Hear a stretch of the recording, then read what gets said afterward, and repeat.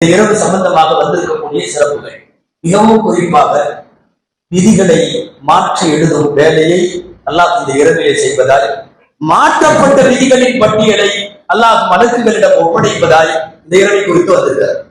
குர்ஆனுடைய ஒரு வாசகம், யம்ஹுல்லாஹு மா யஷாஉ வ யுஸ்பிது வ இன்தஹு உம்முல் கிதாப். நாடியதை அல்லாஹ் அழிப்பான், நாடியதை அல்லாஹ் அப்படியே வைப்பான். அவனிடத்தில் தாய் புத்தகம் இருக்கிறது.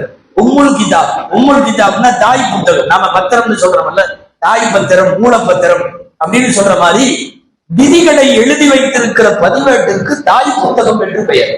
அவனிடத்தில் அந்த புத்தகம் இருக்கிறது. அவன் தான் எழுதியவன். இவ்வளவு ஆயுள் என்று எழுதியவன் அவன். அவனால் அதை அழிக்கவும் முடியும், நீட்டவும் முடியும், குறைக்கவும் முடியும். இவ்வளவு ரிஸ்க் என்று எழுதியவன் அவன். அவனால் அந்த ரிஸ்கை அதிகப்படுத்தவும் முடியும், குறைக்கவும் முடியும். ஒன்ஸ் எழுதிட்டான்னா அதுக்கப்புறம் அவன் அழிக்க மாட்டான்னு எண்ணி சொல்லல. குர்ஆன்ல அவன் சொல்றது என்னன்னா, நாடியதை அழிப்பான், நாடியதை சேர்ப்பான். ரெண்டுமே அங்க வருகிறது. இறைவனுடைய பதிவேட்டிலே இருக்கிற விதியை மாற்றுவது தர்மமும் துஆவும். ரெண்டே ரெண்டு தான். அந்த அடிப்படையில் துஆ மாற்றும். அதிலும் இது போன்ற இரவுகளை கொடுத்து துஆ செய்ய சொல்லி நம்மிடத்திலே கேட்கிறார்.